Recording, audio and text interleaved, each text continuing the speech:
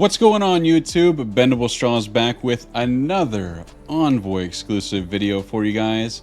And today we're going to be going over the Astral team stats. Now you guys probably have seen in my Orcus video and my Night Stalker video that these numbers do look a little crazy. So let's go ahead and get started. We're going to be doing this sort of like a kit reveal with everything involved, just so this video can be shared with others and really give a really good first impression. So let's go ahead and get started. Starting off with the Shadowking. The Shadowking is a villain, cosmic, mutant, controller, astral, legendary at 7/7 level 100 G19, recommending Raider. He sits at 852,000 power, and he has 7.4 million health with 422,000 damage, 209,000 armor, 91,000 focus, 78,000 resistance, 150% crit damage, 40% crit chance, 125 speed, 0, 0, 25, and 100. The basic will be Umbral Strike, attack primary target for 270% damage. Apply bleed for 2 turns. In Battle World, apply blind to primary target. Mind control the enemy with the highest damage to attack the primary target. When forced to attack an ally, this character deals less damage to those allies. And of course, it's going to be the In War, apply blind to primary target. This will be the Awakened basic. The special is Shadow Ball with an energy cost of 5/5. Apply 2 evade and offense up for 2 turns to self and all astral allies. Flip all positive effects into negative effects on primary and adjacent targets. Attack primary target for 300% damage. Apply trauma for 2 turns, ability block for 1 turn, and defense down for 2 turns. In Battle World, spread all negative effects except stun and trauma from the primary target to all adjacent targets. Attack adjacent targets for 300% damage, and this attack gains 500% focus and is unavoidable. The Awakened special is In War, spread all negative effects except stun and trauma from the primary target to all adjacent targets.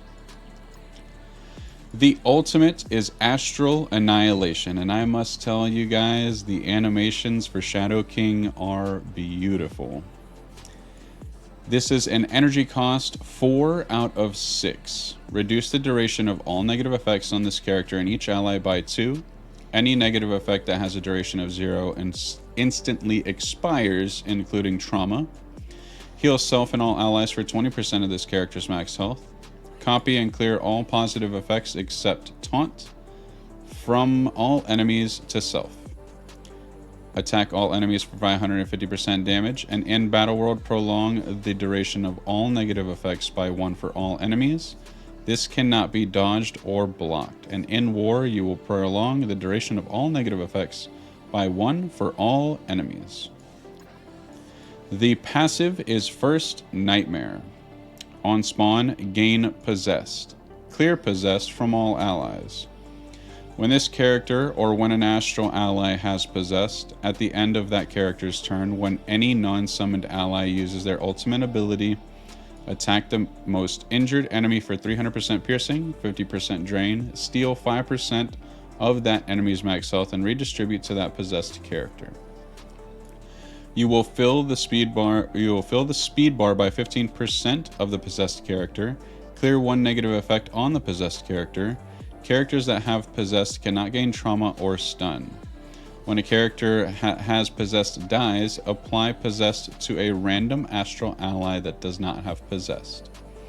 In Battle World, enemies cannot spawn with immunity. And of course, the Awakened passive is In War, enemies cannot spawn with immunity.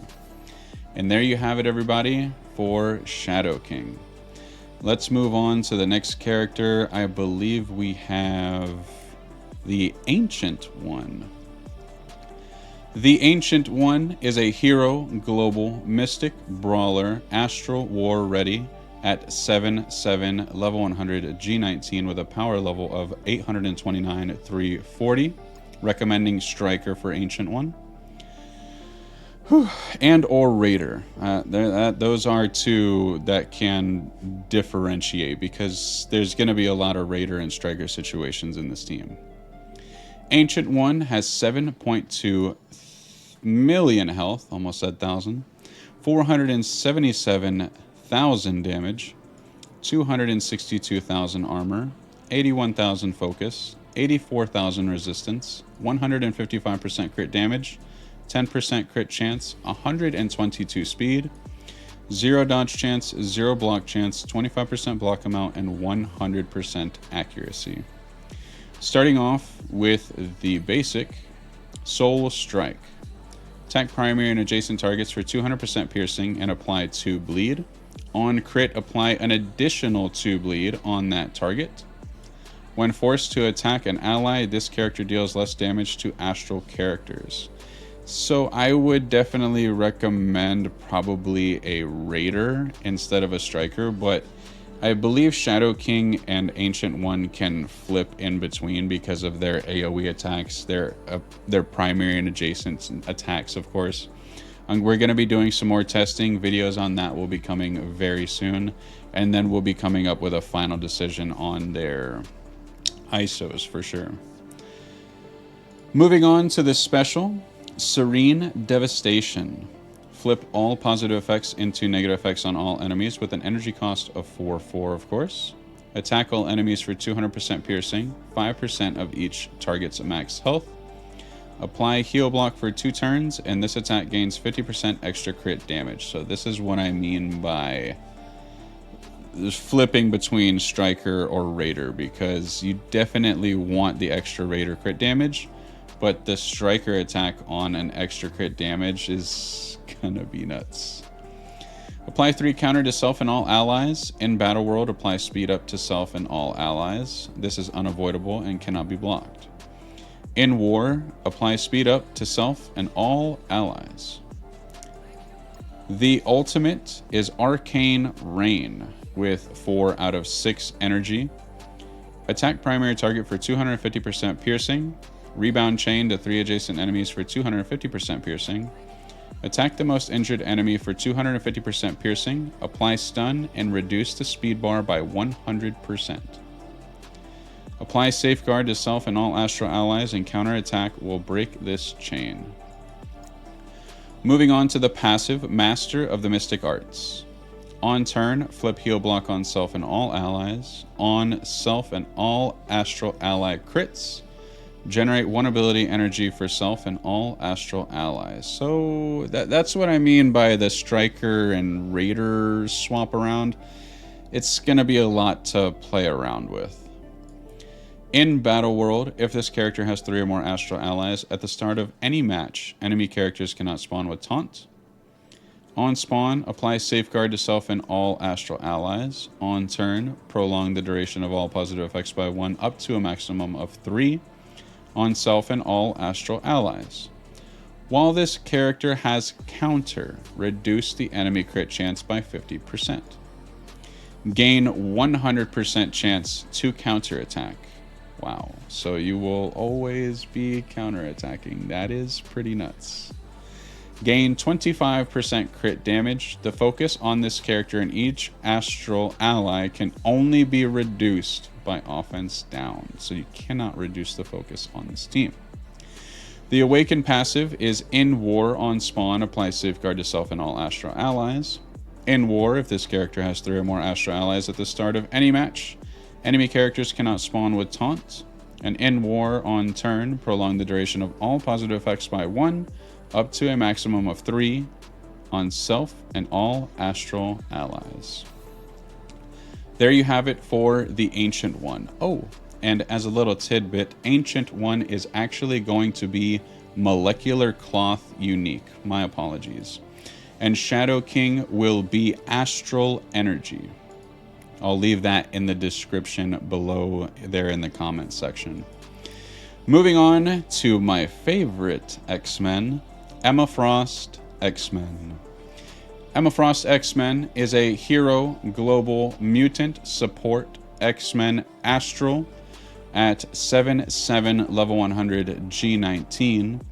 She has a power of 801, 725, and she has a unique of Promethium.